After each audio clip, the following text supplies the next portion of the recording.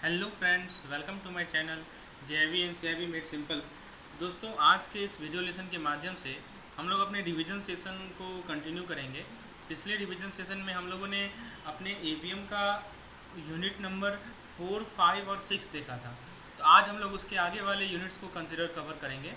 तो दोस्तों, हम लोग सबसे पहले स्टार्ट करते हैं एमएसएमई के डेफिनेशन से। तो ये 1/7/2020 से ये डेफिनेशन आया है। तो हम लोग ज़रा डिटेल में देखते हैं इस डेफिनेशन को। इसमें इंटरप्राइज को देखिए माइक्रो, स्मॉल और मीडियम में क्लासिफाई किया गया है। किस बेसिस पर? तो बेसिस है दोस्तों आपका composite criteria of investment in plant and machinery और इक्विपमेंट एंड टर्नओवर। तो इसमें क्या है दोस्तों कि जो माइक्रो इंटरप्राइज है वो वैसा इंटरप्राइज है जहाँ पे इन्वेस्टमेंट जो है 1 करोड़ से डज नॉट एक्सीड ₹1 करोड़ और टर्नओवर जो है वो 5 करोड़ से ज़्यादा नहीं हो। तो माइक्रो के लिए कितना है दोस्तों? 1 करोड़ एंड 5 करोड़। तो ये 1 करोड़ क्या है? ये 1 करोड़ है दोस्तों इन्वेस्टमेंट, है ना, इन्वेस्टमेंट है दोस्तों। और ये 5 करोड़ क्या है? ये 5 करोड़ है टर्नओवर। ठीक है, चलिए उसके बाद दोस्तों स्मॉल इंटरप्राइज की यदि हम बात करें तो स्मॉल इंटरप्राइज में जो इन्वेस्टमेंट है वो 1 करोड़ से बढ़ाकर 10 करोड़ कर दिया गया है और टर्नओवर जो है दोस्तों इनका 50 करोड़ है। और यदि हम मीडियम इंटरप्राइज की बात करें तो मीडियम इंटरप्राइज का जो आप दोस्तों आपका इन्वेस्टमेंट है वो 10 करोड़ की जगह 50 करोड़ कर दिया गया है और जो टर्नओवर है दोस्तों वो 250 करोड़ कर दिया गया है। तो ये 3 चीज़ आप ध्यान रखेंगे, काफ़ी इंपॉर्टेंट पॉइंट है माइक्रो, स्मॉल और मीडियम इंटरप्राइज के बारे में।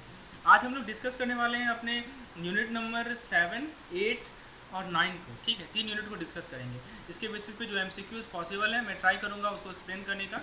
देखिए दोस्तों, इसमें की पॉइंट आपको जो ध्यान रखना है वो ये है कि हमारे भारत में 1991 में सिग्निफिकेंट इकोनॉमिक रिफॉर्म स्टार्ट हुआ।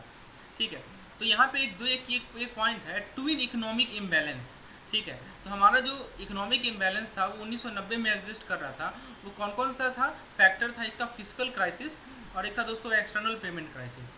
अब दोस्तों मैं आप लोगों को कुछ इंपॉर्टेंट फुल फॉर्म बताने वाला हूँ, यहाँ से क्वेश्चन आने की संभावनाएं हैं, तो इसको आप एक बार देख लीजिए। तो सबसे पहले ITES का फुल फॉर्म पता होना चाहिए दोस्तों आपको। ITES क्या होता है? तो दोस्तों ITES का फुल फॉर्म आपको पता होना चाहिए। तो ITES है दोस्तों हमारा information technology and enable services. ठीक है, information technology and enable services ये ITES है। फिर TOT क्या होता है? टर्म्स ऑफ द ट्रेड होता है। IRS क्या है? इंटरेस्ट रेट स्वैप है। FRA क्या है? फॉरवर्ड रेट एग्रीमेंट है। CBLO क्या है? कोलेटरलाइज बोरोइंग एंड लेंडिंग ऑब्लिगेशन है। WME क्या है? वेज एंड मीन एडवांस है। CCI क्या है? कंट्रोलर ऑफ कैपिटल इशूज है। ECB क्या है? एक्सटर्नल कॉमर्शियल बोरोइंग है। SDI क्या है? ह्यूमन डेवलपमेंट इंडेक्स है। दोस्तों जो जो मेन पॉइंट थे यूनिट नंबर 8 के वो मैंने आपको, यूनिट नंबर 7 के वो मैंने आपको समझा दिया। अब हम लोग कुछ जब क्वेश्चन करेंगे फिर जो पॉइंट आएंगे वो मैं आपको वहाँ समझाऊंगा। अब दोस्तों जरा हम लोग मॉनेटरी पॉलिसी को डिस्कस करते हैं। मॉनेटरी पॉलिसी होता क्या है? Refers to central bank activity. हमारा सेंट्रल बैंक कौन है? RBI है। ठीक है, तो RBI का जो एक्टिविटीज़ है जो कि डायरेक्टेड है किसके toward? Quantity of money and credit in an economy. ठीक है, उसे हम लोग कहते हैं मॉनेटरी पॉलिसी। तो दोस्तों देखिए मॉनेटरी पॉलिसी में किन किन बातों का हमें ध्यान रखना है वो जरा देखते हैं। तो देखिए दोस्तों, मॉनेटरी पॉलिसी एक ऐसा टूल है। मॉनेटरी पॉलिसी क्या है दोस्तों? एक टूल है। ठीक है, जो कि जिससे RBI क्या कंट्रोल करती है? मनी सप्लाई को कंट्रोल करती है, अवेलेबिलिटी ऑफ मनी को कंट्रोल करती है और कॉस्ट ऑफ मनी को कंट्रोल करती है। और RBI जो है अपना monetary policy statement by monthly देती है। ठीक है, तो ये पॉइंट आप ध्यान रखेंगे। उसके बाद दोस्तों 3 common types of monetary policy है। एक एक्सपेंशनरी है, एक कॉन्ट्रैक्शनरी है और एक दोस्तों एक हमारा अनकन्वेंशनल मॉनेटरी पॉलिसी है। तो अब दोस्तों जरा हम लोग तीनों को शॉर्ट में डिस्कस कर लेते हैं कि जो हमारा एक्सपेंशनरी मॉनेटरी पॉलिसी है दोस्तों, जो let us first of all talk about expansionary monetary policy. तो इसमें क्या होता है? इट इंक्रीजेज द टोटल, नाम ही है इसका एक्सपेंशन, है ना। तो एक्सपेंशन में क्या होगा? आपका जो मनी सप्लाई है इकोनॉमी में वो बढ़ जाएगा। कंट्रैक्शन में क्या होगा कि मनी सप्लाई जो है वो क्या हो जाएगा? घट जाएगा, है ना। सिंपल सी बात है। तो एक्सपेंशन में आपका मनी सप्लाई बढ़ेगा और कंट्रैक्शन में आपका मनी सप्लाई घटेगा। ठीक है, और उसके बाद जो दोस्तों हमारा जो अनकन्वेंशनल मॉनेटरी पॉलिसी है इसमें क्या होता है कि इसमें RBI जब उनका traditional instrument of monetary policy cease to achieve their goal, मतलब जो इनका ट्रेडिशनल इंस्ट्रूमेंट है वो जिस गोल के लिए बनाया गया है वो यदि गोल नहीं अचीव कर पाता है तो हमारा आता है अनकन्वेंशनल मॉनेटरी पॉलिसी। और ये जो है 2007 का जो एम्प्लॉय कब हुआ था? यूनाइटेड स्टेट में एम्प्लॉय हुआ था आफ्टर फाइनेंशियल क्राइसिस ऑफ 2007। चलिए, तो ये पॉइंट को आप ध्यान रखेंगे। अब हम लोग दोस्तों आगे बढ़ते हैं, ज़रा देखते हैं कि मॉनेटरी पॉलिसी का टूल क्या क्या है।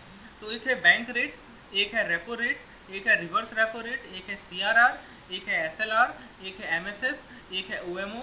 फुल फॉर्म याद रखिएगा सबका, market stabilization scheme, OMO open market operation, LAF, MSF, refinance selective credit control, refinance और सेलेक्टिव क्रेडिट कंट्रोल, एससीसी जिसे कहते हैं। ठीक है, तो ये सभी हमारे क्या है, टूल्स हैं मॉनेटरी पॉलिसी का। और लास्ट में है दोस्तों मोरल सुएसन। तो एक एक करके थोड़ा सा मैं शॉर्ट में आपको समझाता हूँ। बैंक रेट एक वो रेट ऑफ इंटरेस्ट है जिस पे आरबीआई जो आरबीआई चार्ज करती है लोन या advance to commercial bank without selling और बाइंग एनी सिक्योरिटी। ध्यान दीजिएगा, बिना सिक्योरिटी खरीदे। तो दोस्तों आरबीआई क्या कर रही है, बैंकों को लोन दे रही है। ठीक है, तो बैंक को जो आरबीआई लोन दे रही है दोस्तों, उस पर जो इंटरेस्ट रेट चार्ज करती है, ठीक है, कमर्शियल बैंक को जो लोन देती है उस पर, तो वो उसे हम लोग कहते हैं बैंक रेट। ये चीज़ बेसिक कंसेप्ट है, आपको क्लियर है, लेकिन इसमें कोई सिक्योरिटी नहीं लेती है, ये ध्यान रखिएगा। चलिए इसके बाद दोस्तों नेक्स्ट पॉइंट है, हमें देखना है नेक्स्ट पॉइंट, वो है reverse repo rate. Reverse repo rate वो रेट होता है जिस पे आरबीआई दोस्तों eight which RBI borrows money from the commercial bank. तो आरबीआई को जब पैसे की रिक्वायरमेंट होती है बैंकों से, तो आरबीआई पैसा लेता है बैंकों से, जिस रेट पे लेता है उसको हम लोग रिवर्स रेपो रेट कहते हैं। तो दोस्तों बैंक रेट और रेपो रेट जो है both are similar in respect of nature of transaction involve, both are related to fund lend और invested by RBI to commercial bank. लेकिन अंतर क्या है कि bank rate related to long term transaction है, no collateral is involve, लेकिन repo rate जो है वो शॉर्ट टर्म ट्रांजेक्शन है और इसमें कोलेट्रल होता है रिपर्चेज एग्रीमेंट का। तो अंतर समझ में आया आपको? ये देखिए, रेपो रेट में भी जो है आरबीआई बैंकों को पैसा दे रही होती है ना, लोन दे रही होती है, और बदले में जो है क्या करती है, कोलेट्रल लेती है ना। लेकिन जो हमारा बैंक रेट है उसमें कोई कोलेट्रल नहीं लेती है। और दोस्तों जो रेपो रेट होता है वो शॉर्ट टर्म के लिए होता है और बैंक रेट जो होता है वो लॉन्ग टर्म के लिए होता है। तो होपफुली बेसिक कंसेप्ट आपका क्लियर होगा। और नॉर्मली बैंक रेट जो है वो रेपो रेट से हायर होता है। तो मैंने 3 डिफरेंस आपको बैंक रेट और रेपो रेट में समझा दिया। अब दोस्तों हम लोग एलएएफ में थोड़ा सा बात कर लेते हैं। एलएएफ क्या है दोस्तों? लिक्विडिटी एडजस्टमेंट फैसिलिटी है। ये एक मॉनेटरी पॉलिसी टूल है जिसके थ्रू आरबीआई यूज करती है ताकि वो लिक्विडिटी को मैनेज कर सके और इकोनॉमिक स्टेबिलिटी को प्रोवाइड कर सके। और एलएएफ के अंदर रेपो रेट आता है दोस्तों और रिवर्स रेपो रेट आता है। ये सब चीज़ आपको क्लियर रखना है। एलएएफ के अंदर दोनों आता है, रेपो रेट भी आता है और रिवर्स रेपो रेट भी आता है। और इसे आरबीआई लिक्विडिटी को मैनेज करती है और इकोनॉमिक स्टेबिलिटी को प्रोवाइड करती है। और LAF can manage inflation. LAF से आप इन्फ्लेशन भी मैनेज कर सकते हैं। कैसे? मनी सप्लाई को बढ़ाकर या घटाकर। इसके बाद दोस्तों जो एमएसएफ है हमारा, मार्जिनल स्टैंडिंग फैसिलिटी होता है। ये एक विंडो है for banks to borrow from reserve bank of India. तो आरबीआई से यदि बैंकों को पैसा चाहिए, है ना, इमरजेंसी सिचुएशन में यदि पैसा चाहिए, ठीक है, जब मान लीजिए कि इंटर बैंक मतलब देखिए सबसे पहले तो बैंक दूसरे बैंक को बोलेगी लाओ पैसा दो। यदि मान लीजिए वो भी खत्म हो गया है तो बैंक किसके पास जाएगी? आरबीआई के पास जाएगी। तो एमएसएफ एक विंडो है जिसके थ्रू आरबीआई बैंक जो है आरबीआई के पास जाती है इमरजेंसी सिचुएशन में।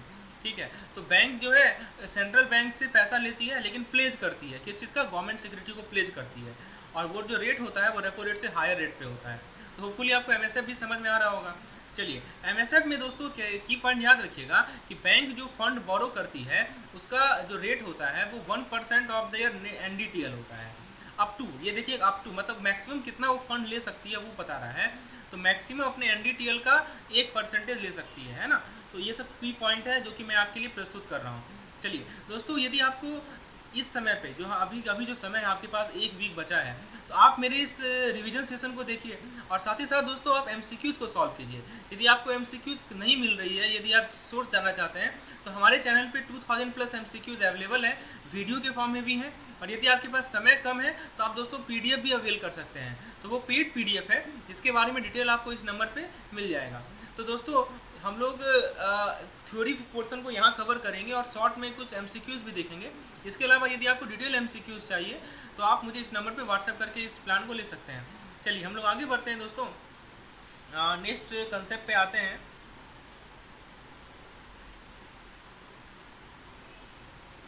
चलिए तो दोस्तों अगला जो कंसेप्ट है हमारा वो ये है कि हम लोग सेक्शन 42 ऑफ आरबीआई एक्ट को पढ़ रहे हैं। ये सेक्शन क्या कहता है दोस्तों? ये कहता है कि जितने भी शेड्यूल बैंक हैं उनके पास एक एवरेज डेली बैलेंस होना चाहिए आरबीआई के पास। और इसमें जो डिपॉजिट का अमाउंट होगा shall be more than a certain percentage of net time and demand liability in India, और इसे हम लोग सीआरआर कहते हैं।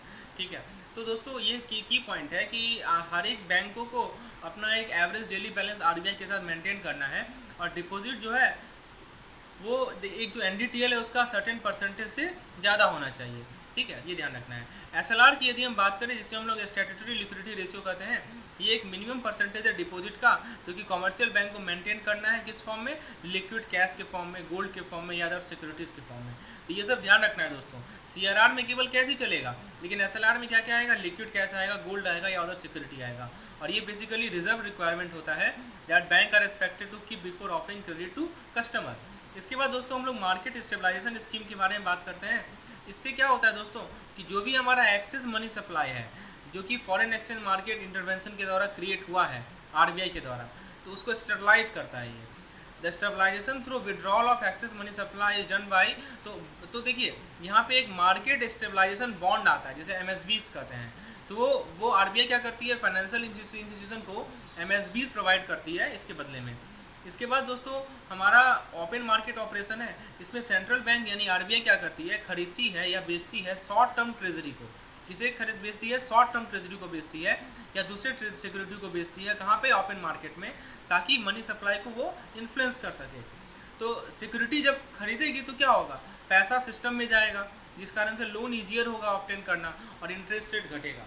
तो यहाँ पे सिक्योरिटीज़ का खरीद बिक्री होता है हमारा ओपन मार्केट ऑपरेशन में। तो ये की पॉइंट ध्यान रखिएगा, आपको बेसिकली डिफरेंस थोड़ा याद रखना है। ठीक है,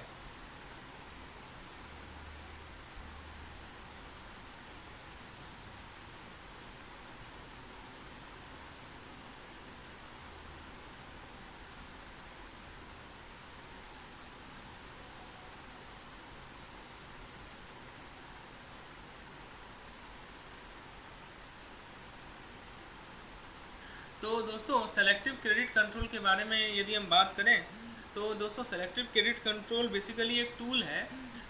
किसके हाथ में? तो ये है RBI के हैंड का एक टूल है, ताकि वो रेस्ट्रिक्ट कर सके बैंक फाइनेंस को against selective commodity, sensitive commodity. और सेंसिटिव कमोडिटी क्या क्या है? जैसे फूड ग्रेन हुआ, ठीक है, मतलब फूड ग्रेन हुआ जिसमें आपका सेरल्स और पल्सेज आएगा। फिर minimum margin for lending against security for specified commodity is fixed, मतलब कुछ सर्टेन कमोडिटीज़ हैं उसके अगेंस्ट जो मार्जिन है उसको RBI ने फिक्स कर लिया है। ठीक है, और सेंसिटिव कमोडिटी के अगेंस्ट जो है रेस्ट्रिक्ट कर लिया है बैंक फाइनेंस। दोस्तों हम लोग बात करें यदि मोरल सुवेसन का, तो moral suasion basically quantitative method है क्रेडिट कंट्रोल का। ये ध्यान रखिएगा, क्वालिटेटिव मेथड है। ठीक है, क्वालिटेटिव मेथड है being used by central bank. Under this method the central bank uses its moral influence on the commercial bank. It includes the advice, suggestion, request and persuasion with the commercial bank to cooperate with the central bank. तो these are the some of the tools, नाम ही है monetary tools. अब दोस्तों जो second chapter जो second part है इस chapter का, वो है दोस्तों एक LTRO भी एक टूल होता है। ठीक है, जिसके अंदर central bank 1 year to 3 year money provide करती है बैंकों को at prevailing repo rate, accepting government security with matching और हाई टेन्योर। दोस्तों LTRO versus LAF and MSF देखते हैं। ठीक है, तो इतना डिटेल में ये सब चीज़ आपसे नहीं पूछेगा। हाँ, मेन है फिस्कल पॉलिसी पे आते हैं। ठीक है दोस्तों, फिस्कल पॉलिसी पे थोड़ा ध्यान रखना है कि यहाँ पे गवर्नमेंट स्पेंडिंग को हम लोग यूज़ करते हैं और टैक्स पॉलिसी को यूज़ करते हैं ताकि इकोनॉमिक कंडीशन को इन्फ्लुएंस कर सके, specially macro economic condition including aggregate demand for goods and services, employment, inflation and economic growth. तो 3 तरह की फिस्कल पॉलिसी होते हैं। एक होता है न्यूट्रल, इसमें ये तब लिया जाता है जब इकोनॉमी इक्विलिब्रियम में हो, मतलब गवर्नमेंट का जो स्पेंडिंग है वो फुल्ली फंड होता है टैक्स रेवेन्यू से, जिसका न्यूट्रल इफेक्ट होता है इकोनॉमिक एक्टिविटी पे। एक होता है दोस्तों एक्सपेंशनरी, ये तब लिया जाता है जब रिसेशन का फेज होता है ताकि इकोनॉमिक ये गतिविधि को बढ़ाया जा सके, आर्थिक गतिविधि को बढ़ाया जा सके। तो गवर्नमेंट क्या करती है? गवर्नमेंट ज़्यादा खर्च करती है, जो कि टैक्स से ज़्यादा वो खर्च करती है, टैक्स से जितना कलेक्शन नहीं होता ज़्यादा वो खर्च करती है एक्सपेंशनरी मॉनेटरी फिस्कल पॉलिसी में। ठीक है, इसके बाद दोस्तों जो नेक्स्ट फिस्कल पॉलिसी है वो है हमारा कॉन्ट्रैक्शनरी फिस्कल पॉलिसी। ये तब होता है ताकि जब जो है गवर्नमेंट को डेप्ट अपना कम करना है, इन्फ्लेशन को यदि कंट्रोल में लाना है, तब ये लाती है। तो गवर्नमेंट का जो स्पेंडिंग हो जाता है वो कम हो जाता है टैक्स रेवेन्यू से। तो ये चीज़ आपको समझ में आ गया।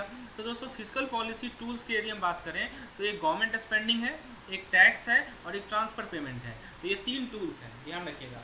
और दोस्तों ट्रांसफ़र पेमेंट में क्या आता है? सोशल सिक्योरिटी आता है, वेलफेयर या अनएम्प्लॉयमेंट चेक आता है। एक दोस्तों एक इंपॉर्टेंट एक्ट है जिसको हम लोग FRBM एक्ट कहते हैं, ये 2003 में आया। ये ध्यान रखिएगा कब आया? तो 2003 में आया ये एक्ट। ठीक है, और ये क्या करता है? ये टारगेट सेट करता है गवर्नमेंट के लिए ताकि वो फिस्कल डेफिसिट को घटा सके। अब दोस्तों जरा ऑब्जेक्टिव देख लें FRBM एक्ट का। तो पहला है कि फिजिकल डेफिसिट तो आप समझ ही गए होंगे कि जो हमारा डेफिसिट है, ठीक है, हम लोग आगे इसके बारे में डिस्कस करेंगे डेफिसिट के बारे में।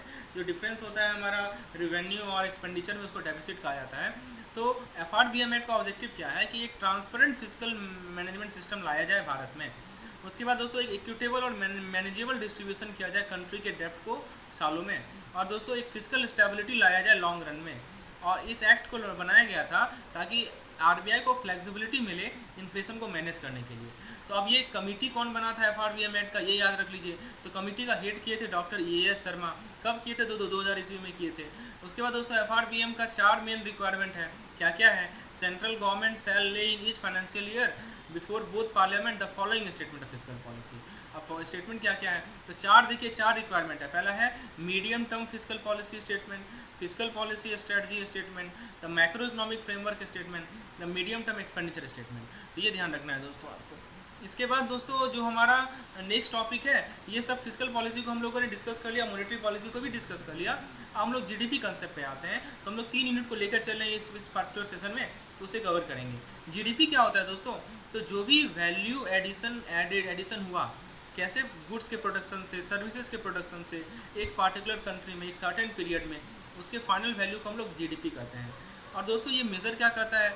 It also measure the income earn from the production और total amount spend on final goods and services less import को माइनस करना है, ठीक है। दोस्तों जीएनपी की यदि हम बात करें तो जीएनपी में total market value of the final goods and services produce bye nation economy during a specific period of time computed before allowance is made for depreciation or consumption of capital used in the process of production। देखिए अंतर क्या है, यहाँ भी हम लोग total market value ले रहे हैं फाइनल गुड्स एंड सर्विसेज का, लेकिन यहाँ पे क्या कर रहा है? Computed before allowance is made for depreciation, मतलब डेप्रिसिएशन करने से पहले या कैपिटल को कंज्यूम करने से पहले हम लोग जीएनपी को लेते हैं। एक होता है जीएनआई। जीएनआई एक तरह का जीडीपी है plus net receipt from abroad for compensation of employ property income and net tax less subsidy on production. ये सब फॉर्मूला है जीएनआई का। तो आप यदि डिफरेंस समझना चाहते हैं तीनों के बीच में तो समझ सकते हैं ऐसे कि जीडीपी और जीएनपी जो है दोनों नेशनल आउटपुट और इनकम को रिफ्लेक्ट करती है किसी इकोनॉमी का। डिफरेंस क्या है कि GNP takes into account net income receive from abroad, मतलब बाहर दूसरे देशों से कितना इनकम आ रहा है वो जीएनपी लेता है, ठीक है। जीएनपी उसे अकाउंट में लेता है कि दूसरे देशों से कितना इनकम आ रहा है, ठीक है। चलिए, तो लेकिन यदि हम जीडीपी की बात करें तो जीडीपी क्या मेज़र करता है? जीडीपी मेज़र करता है national income is equal to national output is equal to national expenditure produce in a particular country. बाहर से क्या आ रहा है इसको कोई मतलब नहीं है, ठीक है। लेकिन जीएनपी क्या है कि जीडीपी तो लेना ही लेना है plus net property income from abroad. और ये जो नेट इनकम है इसके अंदर डिविडेंड्स भी आएगा, लाभांश भी आएगा, इंटरेस्ट भी आएगा, प्रॉफिट भी आएगा। तो होपफुली आपको जीएनपी जीडीपी में डिफरेंस क्लियर हो गया होगा कि बाहर से भी इनकम को हम लोग जीएनपी में कंसीडर करते हैं। डेफिनेशन में देखिए ना लिखा हुआ है, ठीक है, before allowance is made for depreciation of consumption capital. तो दोस्तों ये चीज़ क्लियर हो गया। अब तीसरा आता है जीएनआई। तो जीएनआई भी जीडीपी से सिमिलर ही है, जीएनपी से सिमिलर ही है। इसमें क्या होता है? It includes the value of all goods and services produce by national minus whether in a country और नॉट, ठीक है। तो नेशनल के द्वारा, ध्यान दीजिएगा यहाँ पे इंपॉर्टेंट पॉइंट है, भारत देखिए वो जो नेशनल है, समझिए बात को, भारत तो कोई निवासी है, वो विदेश जाकर पैसा अर्जन कर रहा है, तो वो भी यहाँ पे हम लोग जीएनआई में भी क्या करते हैं? इंक्लूड करते हैं कि वो भारत में अर्न कर रहा है या बाहर में अर्न कर रहा है, ये मैटर नहीं करता है, ठीक है। जीएनपी में केवल हम लोग प्रॉपर्टी इनकम लिए थे, लेकिन जीएनआई में उसको सर्विस से जो अर्निंग हो रहा है या बाकी चीज़ों से जो अर्निंग हो रहा है वो हम लोग लेते हैं। तो होपफुली आपको ये कंसेप्ट क्लियर हो गया होगा जीडीपी, जीएनपी और जीएनआई का।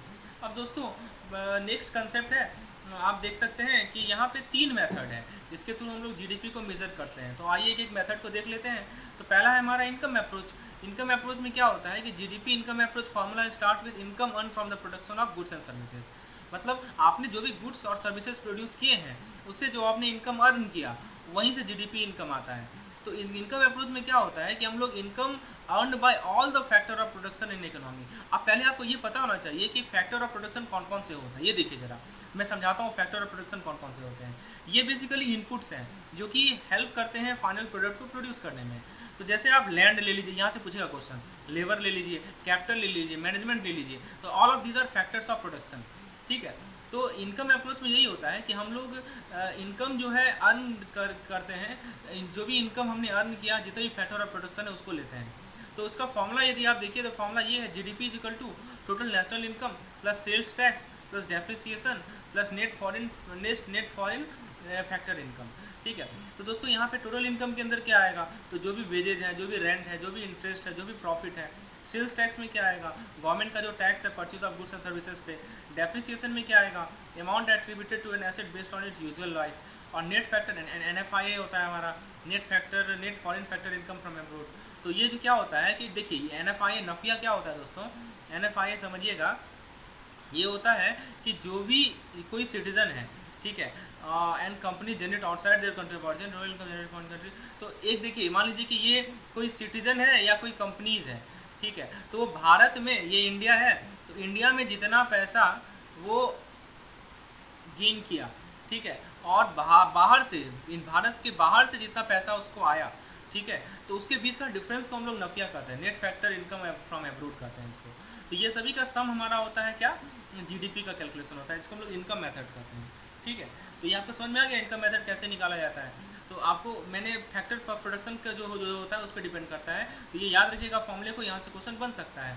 Total national income plus sales tax plus depreciation plus net foreign factor income. ठीक है, चलिए अब नेक्स्ट जो हमारे पास जीडीपी मेथड है वो है एक्सपेंडिचर में अप्रोच।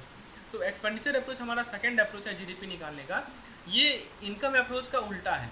ठीक है, as rather than income it begins with money spend. तो इनकम से मतलब नहीं है, ये देखता है कितना पैसा खर्च हुआ है गुड्स एंड सर्विसेज में। तो जितने भी इंटिटीज़ हैं उन्होंने कितना एक्सपेंडिचर किया है गुड्स एंड सर्विसेज पे with in the domestic boundary of a country. ठीक है, तो उसके लिए फॉर्मूला आपको याद रखना है, C + I + G + EX - EM, इसको रट लीजिए। ठीक है, अब देखिए इसको, इसमें C क्या है, I क्या है, मैं समझाता हूँ। C है दोस्तों कंजम्पशन यानी कि एक्सपेंडिचर। तो जब भी कंज्यूमर पैसा एक्सपेंड करता है ताकि गुड्स एंड सर्विसेज को खरीद सके, वही होता है हमारा कंजम्पशन। जैसे कि फूड हुआ, गैस बिल हुआ, कार हुआ, ठीक है, तो यहाँ पे पैसा लोग खर्च करते हैं ताकि गुड्स एंड सर्विसेज ले सके, तो वो कंजम्पशन हो गया। दूसरा आई होता है हमारा इन्वेस्टमेंट। इन्वेस्टमेंट में क्या होता है, when business spend money as they invest in their business activity. तो यहाँ पे इन्वेस्टमेंट में क्या होगा कि जब बिजनेसेस पैसा खर्च करती हैं ताकि वो बिजनेस एक्टिविटी में इन्वेस्ट कर सके, जैसे लैंड खरीदना, मशीनरी खरीदना। जी क्या होता है, गवर्नमेंट एक्सपेंडिचर। जब सरकार देखिए यहाँ पे खाली खर्चा ही लिया जाएगा, पहले में लिया कंज्यूमर का एक्सपेंशन, कंज्यूमर का खर्चा, आई में लिया हमने बिजनेसेस का खर्चा, जी में लिया गवर्नमेंट का खर्चा, और EX - EM क्या है, एक्सपोर्ट माइनस इम्पोर्ट है। तो हम लोग इसमें क्या करते हैं कि जितने भी दूसरे कंट्रीज़ में एक्सपोर्ट हो रहे हैं उसमें से सब्ट्रैक्ट कर देते हैं जो भी इंपोर्ट आ रहे हैं। ठीक है, तो यहाँ से हमको नॉमिनल जीडीपी मिलता है किसी कंट्री का। ये कैलकुलेशन से क्या मिलता है, नॉमिनल जीडीपी मिलता है। अब आप पूछेंगे कि नॉमिनल जीडीपी और रियल जीडीपी में क्या अंतर है, मैं आपको आगे समझाऊंगा। ठीक है, तो दोस्तों जीडीपी का कैलकुलेशन दोनों अप्रोच से होता है, ठीक है, ताकि दोनों बराबर आए, है ना। अभी तक दो मेथड हमने देखा। तीसरा जो अप्रोच है वो है हमारे पास आउटपुट अप्रोच या प्रोडक्शन अप्रोच। इसमें क्या होता है दोस्तों, ये मॉनेटरी या मार्केट वैल्यू को मेजर करता है जितने भी गुड्स एंड सर्विसेज प्रोड्यूस हुए हैं एक कंट्री के बॉर्डर में।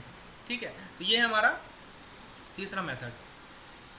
चलिए, तो यहाँ तक होपफुली आपको क्लियर हुआ होगा कंसेप्ट, आउटपुट अप्रोच क्या है। ओके दोस्तों, इसके बाद जो हमारा नेक्स्ट कंसेप्ट है वो है यहाँ, ये हम लोग नेक्स्ट कंसेप्ट को डिस्कस करते हैं दोस्तों। एक डिस्टॉर्टेड मेजर ऑफ जीडीपी को अवॉइड करने के लिए due to price level changes, तो जीडीपी एट कांस्टेंट प्राइस और रियल जीडीपी। देखिए, एक मैंने आपको बताया ना नॉमिनल जीडीपी, ठीक है, एक होता है नॉमिनल जीडीपी और एक होता है दोस्तों रियल जीडीपी।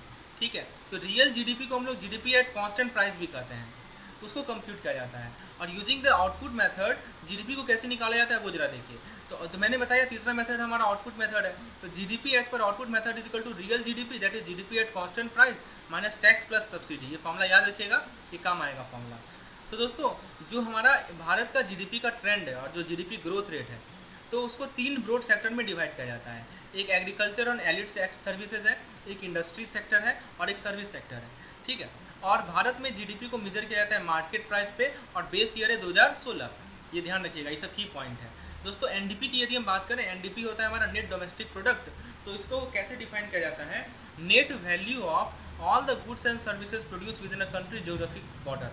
तो ये की इंडिकेटर है किसी भी कंट्री के इकोनॉमिक ग्रोथ का, एनडीपी। ठीक है, तो ये नेट वैल्यू होता है गुड्स एंड सर्विसेज जो कि कंट्री के बॉर्डर में प्रोड्यूस किया गया है। तो इसमें क्या करते हैं दोस्तों, कैसे निकालते हैं, तो जो भी डेप्रिसिएशन हो रहा है कैपिटल एसेट का, जैसे कि मान लीजिए कि मशीनरी का, ऑब्वियस सी बात है, कोई भी मशीन होगा तो डेप्रिसिएट ही करेगा, हाउस होगा वो डेप्रिसिएट ही करेगा, व्हीकल होगा डेप्रिसिएट ही करेगा। तो जीडीपी में से आप जो भी डेप्रिसिएशन है उसको माइनस कर लीजिए तो आपको एनडीपी मिल जाएगा। और एनडीपी जो है कुछ और फैक्टर को लेता है, जैसे obsolescence and complete destruction of the asset, ठीक है। और ये जो डेप्रिसिएशन है वो कैपिटल कंजम्पशन अलाउंस को रेफर किया जाता है। If the country is unable to replace the capital stock that are lost through depreciation, it will experience a fall in GDP of the country.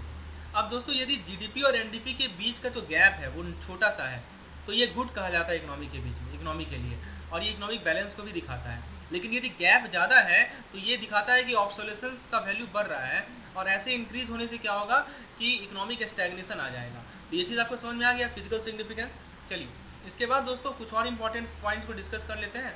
तो आप यदि एनडीपी का फॉर्मूला आप देखें तो एनडीपी का फॉर्मूला आपको क्या मिला, एक ये फॉर्मूला मिला है NDP is equal to GDP minus depreciation, इसे नोट करते चलिए।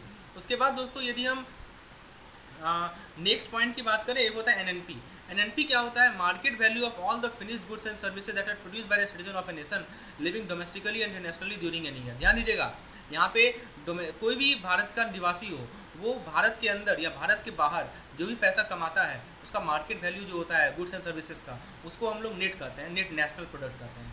तो एक था हमारा नेट डोमेस्टिक प्रोडक्ट, इसमें डी लिखा हुआ था इसलिए डोमेस्टिक ही लिए। जीडीपी में भी देखिए डी लिखा हुआ है तो हम लोग डोमेस्टिक ही लेंगे। लेकिन यदि नेट नेशनल प्रोडक्ट की हम बात करें तो नेट नेशनल प्रोडक्ट में दोस्तों क्या आएगा, नेट नेशनल प्रोडक्ट में दोस्तों नेट नेशनल प्रोडक्ट में आएगा हमारा जो भी बाहर के, भारत से बाहर जो पैसा कमाया गया है उसे भी हम लोग नेट नेशनल प्रोडक्ट में लेते हैं। तो ये पॉइंट आपको ध्यान रखना है। तो net national product is also refers to as the value that is obtained by subtracting depreciation from the gross national product. तो जीएनपी में से आप डेप्रिसिएशन यदि घटा देंगे तो आपको क्या मिल जाएगा, एनएनपी मिल जाएगा, है ना। तो ये चीज़ मैंने अपने वीडियो लेसन में भी समझाया है दोस्तों, पिछले वीडियो लेसन में। तो जीएनपी में से डेप्रिसिएशन घटा दीजिए तो आपको मिल जाएगा नेट नेशनल प्रोडक्ट। तो उसी तरह जैसे आपने जीडीपी में से डेप्रिसिएशन घटाया तो आपको मिल जाएगा नेट एनडीपी मिल गया था। सिमिलरली यहाँ पे है। तो इसमें क्या है, नेट नेशनल प्रोडक्ट में जो भी गुड्स प्रोडक्ट एंड सर्विसेज हैं जो कि कंट्री के सिटीजन ने मैन्युफैक्चर किए हैं रिस्पेक्टिव ऑफ द लोकेशन। दोस्तों एनएनपी की यदि हम बात करें एक इंपॉर्टेंट मैट्रिक है ताकि एक्चुअल ग्रोथ को डिटरमाइन कर सकें। उसके बाद दोस्तों नेक्स्ट पॉइंट आता है एनडीपी एट मार्केट प्राइस। ये क्या होता है, इसको एनडीपी एमपी कहते हैं। It is gross domestic product minus consumption of fixed capital that is CFC, ठीक है। तो NDP unlike GDP takes into account the decrease in the value of fix asset. तो ये क्या करता है कि जो भी हमारा फिक्स एसेट का वैल्यू में घटोती हो तो घट रहा है, जैसे कंप्यूटर हुआ, बिल्डिंग हुआ, उसको ये लेता है एनडीपी, ठीक है, एनडीपी एट मार्केट प्राइस। तो ये ध्यान रखिएगा, फॉर्मूला इसका इंपॉर्टेंट है। उसी तरह दोस्तों एक होता है एनडीपी एट फैक्टर कॉस्ट। एक तो एनडीपी एट मार्केट प्राइस हमने देखा, इसको एनडीपी एमपी कहते हैं, और दूसरा है दोस्तों हमारा एनडीपी एट फैक्टर कॉस्ट, ठीक है। उसको भी हमें देखना होगा। तो एनडीपी एट फैक्टर कॉस्ट क्या होता है, आइए जरा देखते हैं। तो उसका देखिए, उसका फुल फॉर्म है NDP at factor cost is the income earn by the factor in form of wages, profit, rent and interest, ठीक है। तो ये होता है हमारा एनडीपी एट एफसी। तो दोस्तों इसके बाद हम लोग बात करें यदि पर्सनल इनकम की, ठीक है। पर्सनल इनकम क्या होता है, is the amount of money collectively receive by inhabitant of the country. इसमें आपका employment, dividend, distribution paid by, ये सभी के सभी इंक्लूडेड है, ठीक है। तो ये था जीडीपी से रिलेटेड इंपॉर्टेंट कंसेप्ट। अब दोस्तों इसके अलावा कुछ और इंपॉर्टेंट पॉइंट मैं आपको समझा देता हूँ। प्राइवेट इनकम क्या होता है, total of all factor income and transfer earning receive by the private sector from all sources. Disposable income क्या होता है, money that is available to invest, save और spend on necessity and non essential item after deducting income tax. Discretionary income क्या होता है, is what household और individual has to invest, save और spend after necessity are paid, ठीक है। उसके बाद दोस्तों जो नेक्स्ट पॉइंट है वो है पर्सनल डिस्पोजेबल इनकम क्या होता है, रियल इनकम क्या होता है, ठीक है। रियल इनकम देखिए, national income express real veg भी कहते हैं, how much money an individual entity make after adjusting for inflation, उसको हम लोग कहते हैं दोस्तों रियल इनकम। तो ये सब पॉइंट है जो कि आपको ध्यान रखना है। उसके बाद mixed income, next indirect tax. Indirect tax में क्या क्या आता है, इनडायरेक्ट टैक्स में, नेट इनडायरेक्ट टैक्स में आपका दोस्तों क्या क्या आता है, इनडायरेक्ट टैक्स प्लस सब्सिडी आता है, ठीक है। ये पॉइंट आपको ध्यान रखना है। तो उसके बाद दोस्तों यहाँ पे कुछ इंपॉर्टेंट पॉइंट है ऑपरेटिंग सरप्लस का, rent plus interest plus profit plus dividend plus other similar income. Operating surplus, mix income. GDP जो है एक एग्रीगेट मेजर है, it does not speak anything about how GDP is distributed among population of the country. Higher GDP का मतलब ये नहीं हुआ कि हायर वेलफेयर है, वेलफेयर एक वाइडर कंसेप्ट है। रेवेन्यू डेफिसिट क्या होता है, रेवेन्यू एक्सपेंडिचर, दोस्तों ये सब डेफिसिट वाला कंसेप्ट है, ये हम लोग आगे डिस्कस करेंगे, ठीक है। तो ये जो आगे कंसेप्ट है CAD और deficit, this will be discuss later on. तो अभी तक जो हमने फार्मूला देखा उसको यदि मैं आपको समराइज़ करूँ दोस्तों, तो मैं आपको फार्मूला समराइज़ करके एक बार बता देता हूँ।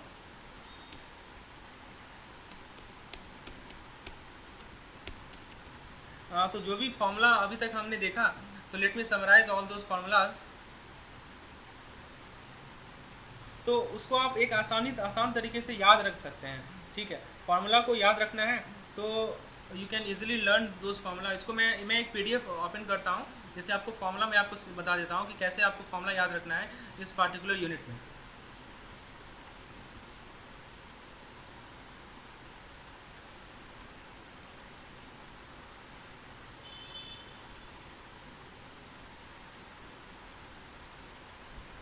जीडीपी से रिलेटेड जो इंपॉर्टेंट फार्मूलाज हैं उसको मैं आपको एक बार शो कर देता हूँ दोस्तों।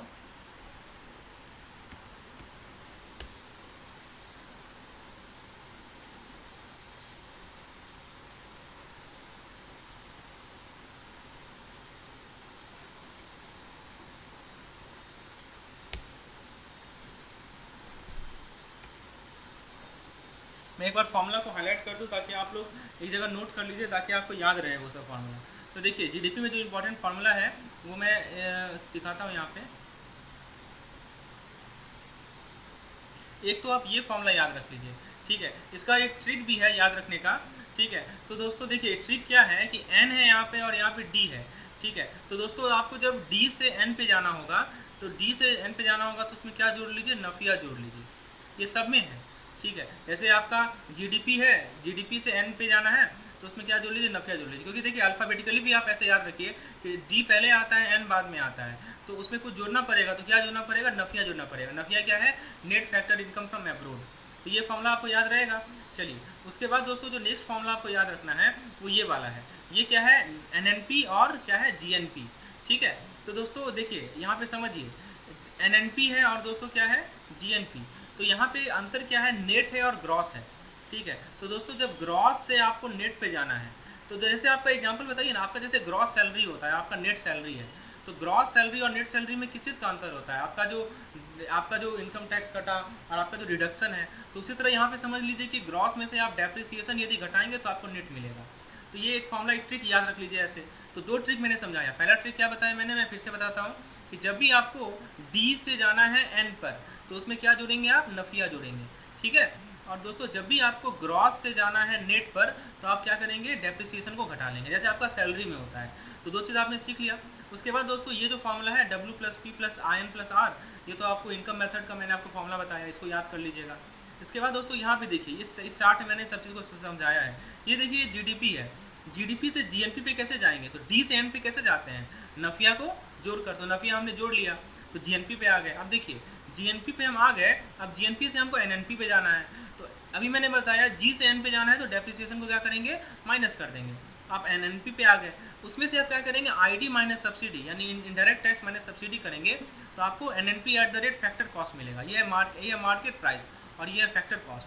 तो NNP at the rate factor cost पे आने के लिए क्या करना पड़ेगा कि आपको NNP at the rate market price में आ रखे माइनस ID माइनस सब्सिडी करना पड़ेगा, तो ये फॉर्मूला मिलेगा, ठीक है। तो ये सब ध्यान रखिएगा, इस सब इंपॉर्टेंट फॉर्मूला है। प्रोडक्ट अप्रोच में मैंने आपको समझा ही दिया कि रियल जीडीपी क्या होता है। तो नॉमिनल जीडीपी को हम लोग करंट मार्केट प्राइस पर लेते हैं, रियल जीडीपी को हम लोग सम बेस ईयर प्राइस पर लेते हैं। तो ये इसका कंसेप्ट मैंने समझाया है दोस्तों प्रोडक्ट अप्रोच में, ठीक है। उसके बाद दोस्तों जो नेक्स्ट कंसेप्ट है जो मैंने आपको बताया है, CSO जो है जीडीपी को कंप्यूट करता है, तो ये सब ध्यान रखिएगा। और दोस्तों NDP eight factor cost, NDP eight factor cost का फॉर्मूला है NDP eight market price minus indirect tax plus subsidy, ये भी मैंने आपको बताया है। पर्सनल इनकम का फॉर्मूला लिख लीजिए, private income minus undistributed profit minus corporate profit minus retain earning, ये सब। प्रोडक्ट मेथड में फॉर्मूला मैंने आपको बताया दोस्तों, प्रोडक्ट मेथड में ये फॉर्मूला है national income equal to GDP MP minus depreciation, ये फॉर्मूला आप देख लीजिएगा। उसके बाद इनकम मेथड में फॉर्मूला है, एक्सपेंडिचर मेथड में फॉर्मूला है।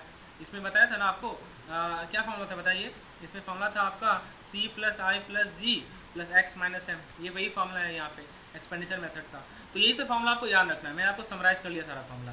तो इस प्रकार से हम लोगों ने तीनों यूनिट के इंपॉर्टेंट पॉइंट को डिस्कस कर लिए। अब आइए दोस्तों कुछ हम लोग MCQs को डिस्कस कर लेते हैं, ताकि जो इंपॉर्टेंट कंसेप्ट है वो हम लोग कवर कर लें। आइए दोस्तों, ये देखिए, ये क्वेश्चन को जरा देखिए, मैं समझाने का प्रयास करता हूँ। इस क्वेश्चन में कह रहा है, as per provision of payment and settlement system act 2007 RBI is authorise to regulate the and supervise the payment system. क्या ये सही है क्या? तो बताइए। और CTS में टी का मतलब, टी का फुल फॉर्म क्या होता है? तो दोस्तों देखिए, इसमें क्या है कि CTS में दोस्तों टी का फुल फॉर्म होता है दोस्तों ट्रंकेशन। ये स्टेटमेंट सही है, ऑप्शन सी सही होगा आपका। और दोस्तों RBI पेमेंट, जो आपका payment and settlement system act 2007 है, इसमें RBI को सुपर अथोराइज किया गया है कि वो पेमेंट सिस्टम को रेगुलेट करे, तो ये भी सही है। तो A और C ऑप्शन यहाँ पे आपका सही है। इसके बाद दोस्तों नेक्स्ट क्वेश्चन देखते हैं। तो ये हम लोगों ने ऑलरेडी पिछले क्लास में डिस्कस किया था। हाँ, ये देखिए, agriculture sector is the highest growing sector, ये गलत है। Service sector is the highest growing sector, सही है। राजकृष्ण ने हिंदू रेट को कॉइन किया था, ये भी सही है। तो दोस्तों B और D यहाँ पे सही होगा। इनकरेक्ट पूछ रहा है तो आपका A और C हो जाएगा। चलिए आगे देखते हैं। नेक्स्ट क्वेश्चन है, structural weakness of agriculture sector are reflected in low public investment post harvest value addition. ये सब हम लोगों ने ऑलरेडी डिस्कस किया था पिछले यूनिट में। डिप्रेशन को भी हम लोगों ने देखा था दोस्तों। उसके बाद ये फॉर्मूला देख लीजिए। सर्विस सेक्टर क्या प्राइमरी सेक्टर है? नहीं है। एग्रीकल्चर सेक्टर प्राइमरी सेक्टर यहाँ है। ITS का फुल फॉर्म क्या है? इन्फॉर्मेशन टेक्नोलॉजी इनेबल सर्विसेज, सही है। तो करेक्ट स्टेटमेंट यहाँ हो जाएगा B और C, ठीक है। Which of the following reform does not relate to real sector of economy. तो कौन सा रिफॉर्म जो है रियल सेक्टर से रिलेट नहीं करता है? Enhance role of private sector, issuing of new licence to private bank, evolution of MRTP act, automatic approval route for foreign direct investment.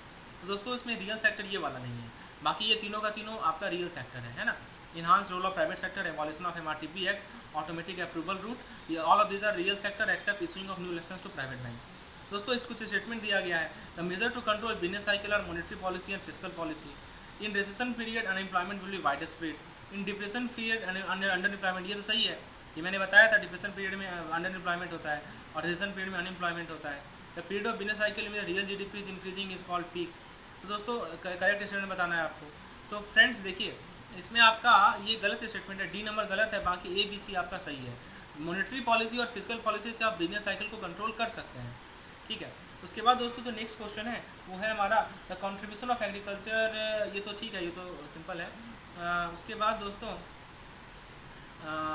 जो नेक्स्ट क्वेश्चन है जो कि हमको ध्यान में रखना है, देखिए एक क्वेश्चन रहता है ग्रीन GDP का। ग्रीन GDP का मतलब क्या हुआ? Effect of green revolution of the GDP of the country. क्या ये सही है क्या? इनकरेक्ट स्टेटमेंट बताना है, ये गलत है। ग्रीन रिवॉल्यूशन का इंपैक्ट नहीं देखना है। ग्रीन GDP का मतलब हुआ GDP calculation that takes into account the environmental factor, ये ध्यान रखिएगा, ये क्वेश्चन आता है, ठीक है।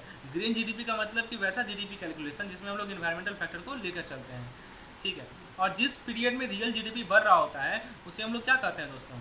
तो दोस्तों उसको हम लोग रिसेशन नहीं कहते हैं, उसको हम लोग अभी हम लोग ने देखा था, ठीक है, बूम कहते हैं हम लोग। डिप्रेशन जो है लार्ज लॉन्ग रिसेशन है, ठीक है, तो ये सही स्टेटमेंट है। बूम लार्ज लॉन्ग रिसेशन है, गलत स्टेटमेंट है, ठीक है। उसके बाद दोस्तों जो नेक्स्ट क्वेश्चन है, द सर्विस सेक्टर है सोन ट्रिमेंडस एरिया। तो सर्विस सेक्टर में ट्रिमेंडस ग्रोथ क्यों हुआ है? पहला ऑप्शन कर रहा है synergies provided by manufacturing sector, liberalisation of financial sector, policy initiative with regard to information technology. तो C तो होगा ही होगा, ठीक है। उसके अलावा दोस्तों लिबरलाइजेशन का भी इफेक्ट है ना, तो ऑप्शन नंबर B और C होगा। नेक्स्ट क्वेश्चन है विच ऑफ द फॉलोइंग में be consider significant cause of low agriculture productivity. तो मैंने समझाया है दोस्तों पिछले लेसन में आप लोगों को, ठीक है। बिजनेस साइकिल, अच्छा देखिए ये बताइए, डिमांड बढ़ा, इकोनॉमी हीट हुआ, डिमांड सप्लाई में लैग आ रहा है, तो ये सब किस फेज में का कैरेक्टरिस्टिक्स है? रिसेशन का, डिप्रेशन का, रिकवरी का या बूम का? बताइए, ठीक है। तो डिमांड बढ़ रहा है आपका, तो दोस्तों ये सब आपका डिमांड कब बढ़ता है, हमारा इकोनॉमी कब बूम करता है? तो दोस्तों ये सब कैरेक्टरिस्टिक्स है आपके बूम फेज का, है ना, ये कैरेक्टरिस्टिक्स बूम फेज। उसके बाद दोस्तों MSMED एक्ट हमने देखा है, ये सब हम लोगों ने डिस्कस किया है दोस्तों। उसके बाद दोस्तों बिजनेस साइकिल के बारे में कुछ क्वेश्चंस है, CSO के बारे में कुछ क्वेश्चन है, ये सब देख के जाइएगा, ये सब हम लोगों ने डिस्कस किया है। उसके बाद दोस्तों in that the general demand fell faster than product and producer are not able to recover full cost even the aggregate economic activity at the bottom। तो ये दोस्तों हमारा डिप्रेशन में होता है ऐसा, ठीक है। हाँ ये इंपॉर्टेंट है, जो हमारा फाइनेंशियल सेक्टर रिफॉर्म आया था वो किसके रिकमेंडेशन पे आया था? नरसिम्हन, फिर SH खान, C रंगाराजन। तो दोस्तों वो आया था दोस्तों नरसिम्हन कमेटी और SH खान कमेटी, है ना, रंगाराजन में कोई रूल नहीं है। और MSMED से इंटरप्राइज को कितने कैटेगरी में डिवाइड किया गया, तो एक था हमारा माइक्रो, स्मॉल और मीडियम में, नहीं मैन्युफैक्चरिंग और सर्विसेज में, है ना, manufacturing enterprises and services enterprises. तो इन्फ्लेशन सबसे ज़्यादा कहाँ पे होता है, किस फेज में, तो दोस्तों इन्फ्लेशन सबसे ज़्यादा होता है हमारा बूम में, बूम में सबसे सारी इकोनॉमिक एक्टिविटी बढ़ रही होती है, इसीलिए इन्फ्लेशन बढ़ता है हमारा, ठीक है। उसके बाद दोस्तों जो नेक्स्ट पॉइंट है investment in plant and machinery equipment, तो इंटरप्राइज को क्लासीफाई किया जाता है किस कैटेगरी में, ठीक है। तो उसको हम लोग क्लासीफाई करते हैं इंटरप्राइज को किस कैटेगरी में क्लासीफाई करते हैं, इससे क्वेश्चन है। तो ये तो मैंने बताया माइक्रो, स्मॉल और मीडियम इंटरप्राइज है, this I have already told you.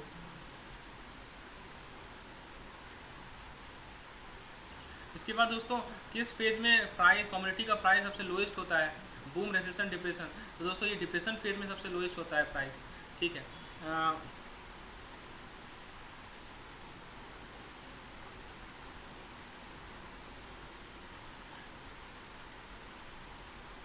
चलिए, तो ये सब बिजनेस साइकिल से रिलेटेड कुछ इंपॉर्टेंट कंसेप्ट था जो कि हमने देखा। उसके बाद दोस्तों कह रहा है कि फाइनेंशियल सेक्टर के इंट्रोडक्शन के बाद डिपॉजिट सिस्टम किससे रिप्लेस हो गया, तो ये रिप्लेस हो गया दोस्तों डिमैटिंग ऑफ सिक्योरिटी से, ठीक है, ऑप्शन नंबर डी, ये ध्यान रखिएगा। उसके बाद दोस्तों which are the following reforms in the money market, तो making inter bank call money market as a pure non bank market, permitting government to borrow from RBI under ways and means advance, introduction of CBLO। तो दोस्तों money market reform में बात करें तो ये है introduction of CBLO में, ठीक है। In which stage ideal worker are come forward to work on low wage, तो ये हमारा दोस्तों डिप्रेशन, ये हमारा दोस्तों रिकवरी फेज में आता है, ठीक है। One negative aspect of business cycle boom is, boom में क्या होता है कि इन्फ्लेशन आपका बढ़ जाता है, ठीक है। रिसेशन में क्या होता है, हाई अनएम्प्लॉयमेंट है, तो सही है बिल्कुल, रिसेशन का मतलब हाई अनएम्प्लॉयमेंट है, और डिप्रेशन का मतलब हाई अंडर एम्प्लॉयमेंट है। ये सब की पॉइंट है जो कि आपको ध्यान रखना है, ठीक है। चलिए अब दोस्तों कुछ क्वेश्चन हम लोग डिस्कस कर लेते हैं GDP से, अभी हमने देखा है GDP वाला कंसेप्ट, ठीक है। तो देखिए GDP में कुछ क्वेश्चन देख लेते हैं।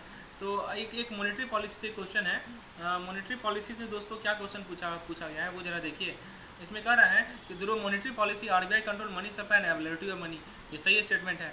उसके बाद दोस्तों through monetary policy RBI control availability of money and cost of money, ये भी सही है। CBLO is money market instrument, ये भी सही है। तो दोस्तों करेक्ट स्टेटमेंट हो जाएगा इसका A, B एंड C। फिर दोस्तों नेक्स्ट क्वेश्चन है नॉमिनल GDP क्या होता है और रियल GDP क्या होता है। नॉमिनल GDP क्या होता है दोस्तों, आपको यहाँ इनकरेक्ट स्टेटमेंट चूज करना है, is output measure in the fix price while real GDP is output measure in current price, नहीं ये गलत है, रियल GDP में जो है फिक्स प्राइस पे हम लोग मेजर करते हैं, ठीक है। उसके बाद दोस्तों जो net factor income from abroad must equal to net domestic product and market price, ठीक है। तो ये स्टेटमेंट आपका गलत है, ठीक है। तो ये है आपका सही आंसर। फिर दोस्तों SLR ensure solvency of commercial market, market stabilization इसका सॉल्वेंसी ऑफ कमर्शियल मार्केट, तो यदि कमर्शियल मार्केट के सॉल्वेंसी की बात करें हम तो SLR इंश्योर करता है। और यदि रेपो रेट का जो चेंज आता है दोस्तों वो क्या करता है, fund available with bank for lending purpose को घटा देता है ना, ध्यान रखना है। उसके बाद GDP के बारे में कुछ क्वेश्चन है, ठीक है, कि value of total output at today's price mean GDP at factor cost, value of total output at today's price mean GDP at current price, तो ऑब्वियसली बात है ये करंट प्राइस ही कहलाएगा, फिर GDP एट करंट प्राइस ही कहलाएगा दोस्तों, तो ये स्टेटमेंट आपका सही है, ठीक है। GDP at factor cost exceed GDP eight market price when depreciation of fixed capital exceed income है, तो ये सब बेसिक कंसेप्ट है जो कि आपको क्लियर रखना है, ये सब हम लोग ऑलरेडी डिस्कस किया अपने वीडियो लेसन में। तो ये सब क्वेश्चन आने की संभावनाएं हैं। तो ये सब मॉक टेस्ट है हमारा, मॉक टेस्ट में देखिए तरह तरह के क्वेश्चन को मैंने सॉल्व किया। आप देखिए ये क्वेश्चन आपका पूछ लिया, बताइए GDP at cost per factor cost निकालिए, तो कैसे निकालेगा, पहले आपको यहाँ पे डाटा देखिए क्या क्या दिया हुआ है, आप दिमाग लगाइए कौन सा मेथड से GDP निकाला जाएगा। तो यहाँ पे GDP आप लोग निकालिए पहले, तो C+I+D+X-M, और फैक्टर कॉस्ट निकालने के लिए इंडायरेक्ट टैक्स माइनस सब्सिडी कीजिए, वो जो टेबल मैंने बताया था उसको याद कर लीजिएगा, ठीक है। उसके बाद RBI से रिलेटेड कुछ क्वेश्चन है, ये सब कुछ क्वेश्चन है। तो दोस्तों तरह तरह के क्वेश्चन को मैंने अपने मॉक टेस्ट में डाला है, आप यदि इसका बेनिफिट लेना चाहते हैं तो दोस्तों इस नंबर पे मुझे व्हाट्सएप कीजिए, तो मैं आपको हर एक टॉपिक का जितना भी पॉसिबल क्वेश्चन है मैं आपको करवाऊंगा, और दोस्तों निश्चित रूप से आपका सिलेक्शन होगा यदि आप उसे अच्छे तरीके से फॉलो करेंगे तो फ्रेंड्स आज मैं यहीं रैपअप करता हूँ अपने सेशन को, क्योंकि ऐसे तो बहुत सारा कंसेप्ट है लेकिन कम समय में जितना मैं हो पा रहा हूँ मैं ट्राई कर रहा हूँ आपको समझाने का। मिलते हैं आप लोग अपने नेक्स्ट वीडियो में, तब तक के लिए धन्यवाद। वीडियो को लाइक कीजिएगा, चैनल को सब्सक्राइब कीजिए, और भी लोगों को जोड़िए हमारे चैनल के साथ। धन्यवाद।